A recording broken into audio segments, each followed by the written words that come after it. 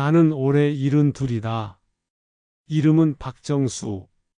사람들은 날 정씨 영감 호래비 정씨라 부르지만 난 그 이름보다 아버지라는 호칭이 더 좋았다. 내 인생의 절반은 그 이름으로 살았으니까. 아내는 내가 37살 되던 해 교통사고로 세상을 떠났다. 당시 큰애 민수는 7살, 막내 민정이는 2살이었다.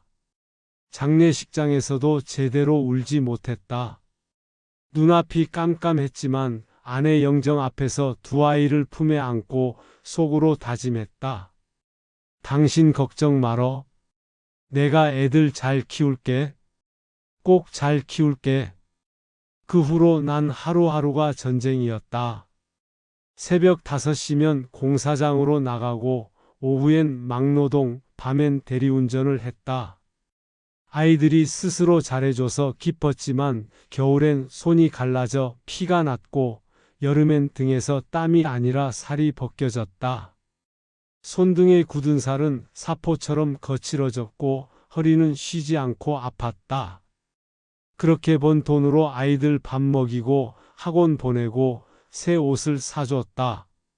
엄마가 없는 빈자리를 느끼지 못하도록 내 옷은 명절 때 동네 형님들이 주는 것으로 버텼다. 밥은 늘 숭늉의 김치였고 고기는 명절이나 아이들 생일 때만 먹었다. 그것도 아이들 접시에만 올려놨다. 변변치 않은 일로 아이들 키우기엔 역부족이었다. 명절엔 혼자 조촐한 차례상을 차리며 술 한 잔 올리고 혼잣말로 말했다. 영희야, 우리 애들 잘 크고 있다. 조금만 더 참자. 조금만 더. 민수가 중학생 되던 해 봄이었나?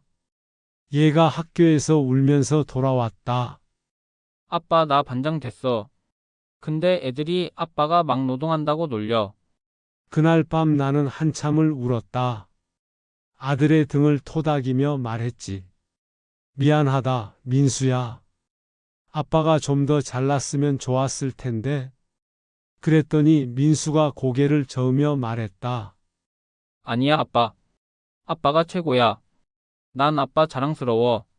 그 말 한마디에 나는 다시 힘을 냈다. 시간은 참 빠르게 흘렀다. 내 노력이 헛되지 않았다. 아이들은 보답이라도 하듯 무탈하게 학교도 졸업하고 큰애 민수는 대기업에 들어갔고 둘째 민정이는 교사 시험에 합격했다. 그날 밤 난 막걸리 한 병을 들고 동네 포장마차에 갔다. 사장님이 물었다. 정수 씨, 오늘 무슨 날이에요? 얼굴이 환하시네요. 우리 민정이가 교사 됐답니다. 그 말을 하는데 눈물이 핑 돌았다. 내가 해준 건 고작 라면이었는데 애들은 알아서 잘 자라줬다.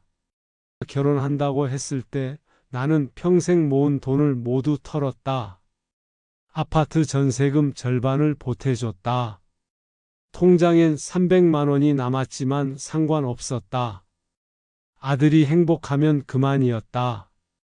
결혼식장에선 사람들 앞에서 자랑스럽게 말했다. 이 아이들 내가 혼자 키웠습니다. 하객들이 박수를 쳤고 그때 내 가슴은 세상 누구보다 뜨거웠다. 민정이도 결혼했다. 사위가 괜찮은 사람이었다.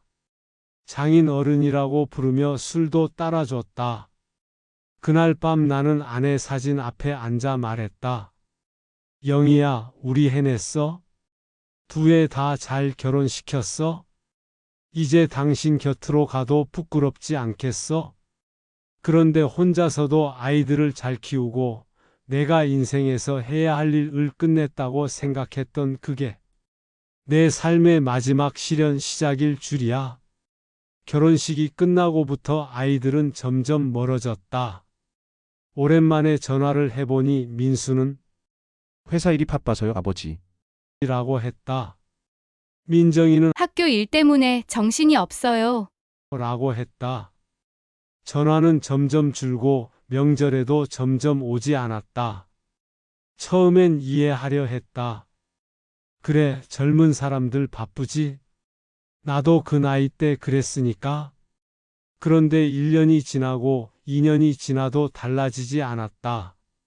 어느새 내 전화기엔 하루에 한 통도 걸려오지 않았다. 팝상엔 나 혼자 말벗은 라디오뿐이었다. 가끔 이웃 할머니가 아들 잘 됐다면서 자주 오죠. 물을 때마다 그저 웃으며 말했다. 바빠서 못 오지, 요즘 세상이 그렇잖아요. 하지만 밤엔 울었다. 아이들 서럽지 않게 키우기 위해 열심히 산 나의 노력이 헛된 노력은 아니었나 하는 생각에 눈물이 났다. 사진 접속 아이들 웃는 얼굴을 보며 아버지가 뭘 잘못했을까 혼잣말이 습관이 됐다. 내가 교육을 잘못 시켰나? 내가 너무 못난 아버지였나? 그런 생각에 잠을 이루지 못했다. 지난 설에도 그랬다. 김치찌개 한 냄비 끓여놓고 기다렸다. 아침부터 거창하진 않아도 명절 기분이 나도록 부침개도 부치고 동태전도 만들었다. 혹시나 오게 될 손주들 좋아할 만한 과자도 잔뜩 사놨다. 올 수도 있지. 교통 막혀서 늦나 보다. 그러다 해가 지고 국이 다 졸았다. 밤 9시쯤 문자가 왔다. 아버지, 우리 이번 명절엔 처가 쪽 먼저 가요. 다음엔 꼭 찾아뵐게요. 그 다음에는 오지 않았다. 어차피 이번이 처음도 아니니까. 나는 그날 밤 혼자 전을 씹으며 막걸리를 마셨다. 텔레비전에선 가족들이 함께 웃는 광고가 나왔다. 다른 채널을 틀어도 한복을 입고 가족 이야기가 나온다. 나는 리모컨을 던져버렸다. 혼자 기다리는 명절은 더 서러웠다. 내가 잘못 살았다는 느낌이 드는 게 더 화가 났다. 그러던 어느 날이었다. 비가 억수같이 쏟아지는 날이었다. 비 오는 날은 늘 아내 생각이 났다. 아내도 비 오는 날 세상을 떠났으니까. 그날따라 마음이 너무 허해서 아이들이 찾아오지 않으면 나라도 가지 뭐 라는 쉬운 생각으로 큰아들 민수 집 주소를 찾아갔다. 직접 얼굴이라도 보고 싶었다. 말이라도 나눠야겠다 싶었다. 아파트 경비실에서 호수를 확인하고 엘리베이터를 탔다. 손에는 시장에서 산 과일 한 봉투를 들고 12층까지 올라가는 동안 내 심장은 마구 뛰었다. 아들이 놀라겠지? 기뻐하겠지? 그런 생각에 입가에 미소가 번졌다. 초인종을 눌렀다. 문이 열리자 민수의 아내가 나왔다. 누구세요? 아, 나는 민수 아버지요. 갑자기 와서 미안하네. 그냥 아들 손주 얼굴 좀 보려고 며느리의 얼굴이 굳었다. 아, 네. 근데 지금 좀 바빠서요. 손님도 계시고. 그때 거실 안쪽에서 민수가 나왔다. 양복을 말끔히 차려입고 있었다. 아버지, 어떻게 오셨어요? 그냥 얼굴 좀 보러 왔다. 요새 통 연락이 없어서 그러지 마세요, 아버지. 연락이라도 주시지. 지금 처가댁 식구들이랑 식사 중이에요. 그 순간 거실 쪽에서 웃음소리가 들렸다. 여자 목소리, 남자 목소리, 즐거운 대화 소리, 식탁 위로 보이는 음식들, 갈비찜, 잡채, 전 내가 설날 혼자 끓였던 그 음식들. 그리고 내 자리는 없었다. 나는 젖은 신발을 보며 말했다. 아, 그래. 그럼 나는 다음에 보자꾸나. 며느리가 급히 말했다. 다음에 미리 연락 주세요. 그럼 제대로 준비해 놓을게요. 민수는 아무 말도 하지 않았다. 그저 미안하다는 표정으로 나를 바라봤다. 엘리베이터를 타고 내려오는데 눈물이 났다. 아니, 눈물이 아니라 억장이 무너졌다. 로비를 지나 밖으로 나오니 비가 더 세차게 내렸다. 우산도 없이 그냥 걸었다. 온몸이 젖었지만 상관없었다. 어차피 속은 이미 다 젖어 있었으니까. 집으로 돌아오는 길에 편의점에 들렀다. 소주 2병을 샀다. 집에 와서 불도 켜지 않은 채 소주를 마셨다. 한 병을 다 비우고 나니 현기증이 났다. 그때 라디오에서 이런 문장이 흘러나왔다. 사람은 늙어서 죽는 게 아니라 마음이 버려져 죽는다. 그 말이 내 가슴을 칼로 찌르는 것 같았다. 다음 날 아침 나는 은행에 갔다. 통장을 정리하려고. 그동안 아껴 모은 돈이 1억 8천만 원 있었다. 사실 그건 내 마지막 선물이었다. 언젠가 손주가 태어나면 그 돈으로 집 한 채를 사주려 했다. 아니면 아이들 힘들 때 보태주려고 했다. 그런데 이젠 마음이 달라졌다. 태어난 아이도 볼 수가 없고 심지어 내 아들도 볼 수가 없으니 말이다. 창구 직원이 물었다. 어디 쓰실 거예요? 노인복지회관에 기부하려고요. 네. 전액을요? 네, 전액이요.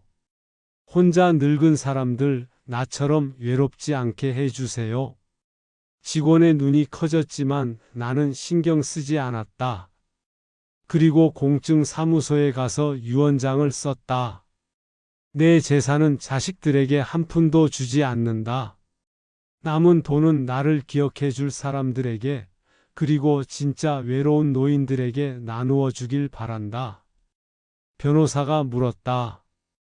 자녀분들과 상의는 하셨나요? 할 필요 없어요. 내 돈이니까요. 며칠 후였다. 민수에게서 전화가 왔다. 아버지 통장에서 돈이 왜 다 빠졌어요? 은행에서 연락 왔는데 1억 8천이 전부 인출됐다고. 목소리가 다급했다. 처음 듣는 목소리였다. 그렇게 급한 목소리는 응, 좋은데 썼다. 아니 대체 어디에 쓰셨어요? 그게 얼만데요? 노인복지회관에 기부했다. 뭐라고요? 왜 그런 걸 상의도 없이 하세요? 민수의 목소리가 높아졌다. 내 돈이다. 네 이름은 없지 않냐? 그게 무슨 말이에요, 아버지? 그게 아버지 노후 자금 아니에요? 노후? 난 이미 노후를 사는데 너희는 한 번도 궁금해하지 않았잖아. 아버지 그래도 그렇지 우리도 형편이 있는데. 그 말을 듣는 순간 나는 피식 웃었다. 형편? 너희 아파트 전세금 내가 절반 댔던 거 기억나냐? 그때 내 형편은 생각 안 했지? 그건 그때랑 지금은 다르잖아요. 맞아, 다르지. 그땐 내가 필요했고 지금은 내 돈이 필요하구나. 아버지, 너희는 이미 나랑 상관없잖아. 그래도 전화는 고맙다. 1년 만에 처음이네. 전화를 끊고 나니 속이 시원했다. 아니, 시원한 게 아니라 텅 비었다. 그날 밤 민정이한테서도 전화가 왔다. 아빠, 오빠한테 들었어요. 돈을 다 기부했다고요? 그래? 아빠, 왜 그러세요? 우리한테 한마디 말이라도. 너희는 언제 내게 말했냐? 명절에 안 온다고, 바쁘다고, 한 번이라도 미안하다고 했냐? 그건 아빠. 우리도 사는 게 바빠서. 알아. 바쁘지. 근데 나도 바빴어. 너희 키울 때 하루에 3시간씩 자면서 일했어. 그래도 너희 학교 운동에는 한 번도 안 빠졌는데. 민정이가 울먹이기 시작했다. 아빠, 이제 그만 잘 살아라, 민정아. 아빠 생각 말고. 전화를 끊었다. 그날 밤 나는 처음으로 편히 잤다. 죄책감도 미련도 기다림도 없이. 며칠 뒤였다. 민수가 집으로 찾아왔다. 며느리와 함께였다. 현관문을 열자 민수가 절을 했다. 아버지 죄송합니다. 뭐가? 그동안 정말 죄송합니다. 며느리도 고개를 숙였다. 아버지, 제가 잘못했어요. 나는 그들을 보며 말했다. 들어오지 마. 너희가 필요한 건 내가 아니라 내 돈이잖아. 그 돈은 이미 없어. 아버지, 그게 아니에요. 정말. 됐어.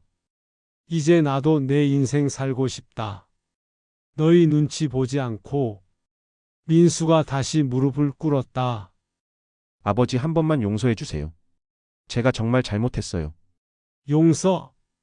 용서할 게 뭐가 있어? 너희는 너희 삶을 산 거고, 나도 이제 내 삶을 사는 거야. 아버지, 돌아가거라. 다시는 오지 마. 문을 닫았다. 밖에서 한참 동안 울음소리가 들렸다. 하지만 나는 문을 열지 않았다. 이미 내 마음의 문도 닫혔으니까. 그 후 나는 노인복지회관에서 자원봉사를 시작했다. 거기엔 나처럼 혼자인 할머니, 할아버지들이 많았다. 우리는 함께 밥을 먹고 화투를 치고 산책을 했다. 가끔은 서로의 아픈 이야기를 나누기도 했다. 어느 날 한 할머니가 물었다. 정수 씨는 자식들 없어요? 있긴 한데 없는 거나 마찬가지예요. 나도 그래요. 3명이나 낳았는데 한 달에 한 번 전화할까 말까 해요. 우리는 서로 보며 쓸쓸히 웃었다. 그런데 신기한 일이었다.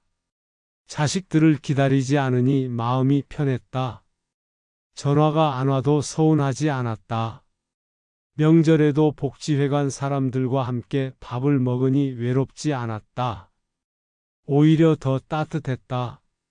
한 달에 한 번씩 민수한테서 문자가 왔다. 아버지 건강하세요. 손주 나왔어요. 나는 읽고 지웠다. 아버지, 명절인데 뵈러 가도 될까요? 나는 답장하지 않았다. 더 이상 그들에게 기대지 않기로 했으니까. 그러던 어느 날이었다. 복지회관에서 우연히 민정이를 마주쳤다. 민정이가 근무하는 학교가 근처였나 보다. 아빠, 민정이가 달려왔다. 나 바빠? 나는 고개를 돌렸다. 아빠, 진짜 죄송해요.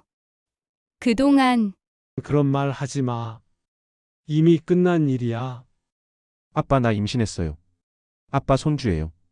민정이의 눈에 눈물이 고였다. 나는 잠시 멈칫했다가 말했다. 축하한다. 잘 키워라. 아빠, 손주 낳으면 보러 와주실 거죠? 모르겠다. 그때 가봐야 알지. 민정이가 내 손을 잡았다. 아빠, 제가 정말 잘못했어요. 엄마 없이 우리 키우느라 얼마나 힘드셨는데 저희가 너무 몰랐어요. 알았으면 됐어. 이제 가라. 아빠 가라니까. 민정이는 울면서 돌아갔다. 나는 그 뒷모습을 보며 잠시 마음이 흔들렸다. 하지만 곧 고개를 저었다. 늦었어? 이미 너무 늦었어? 그로부터 석 달 뒤 나는 쓰러졌다. 복지회관 앞 벤치에서 가슴을 부여잡고 쓰러진 거였다. 구급차가 왔고 나는 병원으로 실려갔다. 의사는 말했다. 심근경색입니다. 큰 수술이 필요해요. 보호자 연락처 좀. 나는 고개를 저었다. 보호자 없어요. 그냥 저 혼자예요. 가족은요? 없습니다. 의사는 난처한 표정으로 나를 보았다. 수술 동의서에 서명이 필요한데요. 제가 하겠습니다. 수술은 성공적이었다.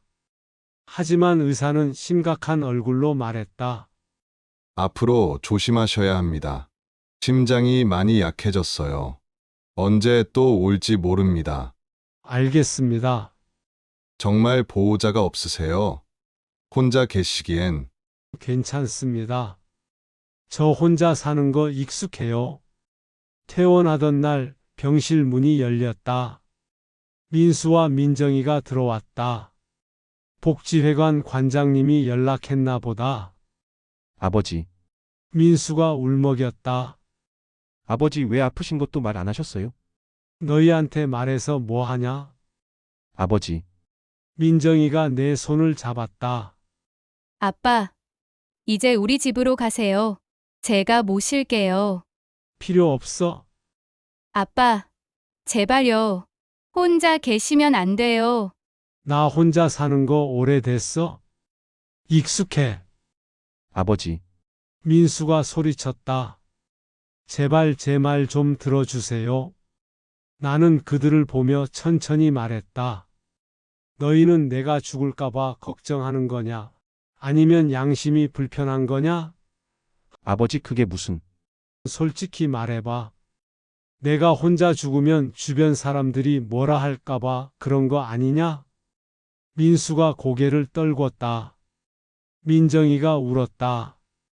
나는 침대에서 일어나 옷을 입었다.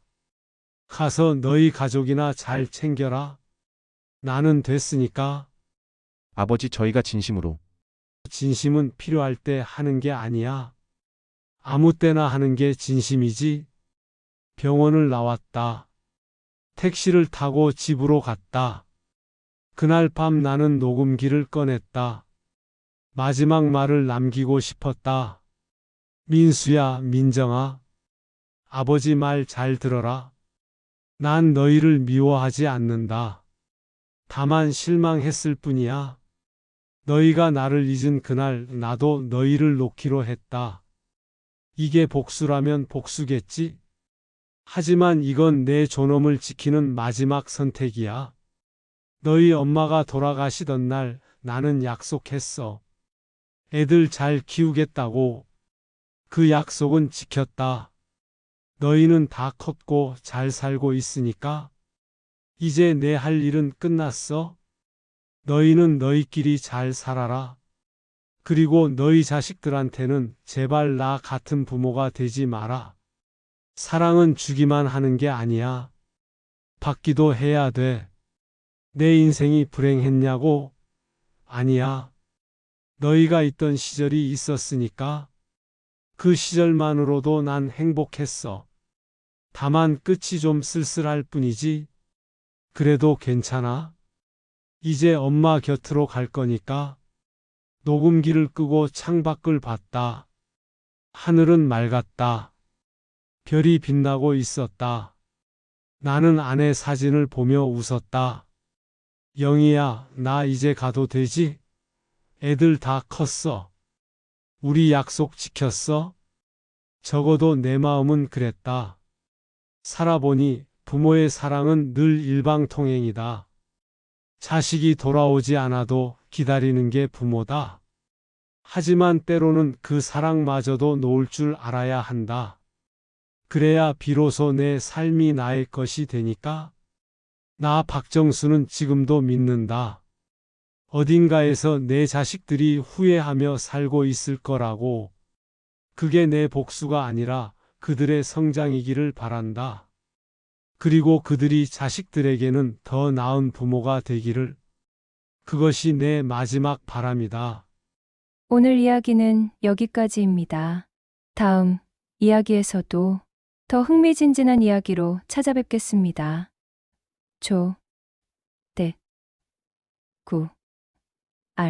좋아요, 댓글, 구독, 알람은 더 많은 이야기 제작에 힘이 됩니다. 지금까지 사연당에서 전해드렸습니다. 감사합니다. 얼른 구독하셔서 새로 올라오는 글을 빠르게 알람 받아보세요.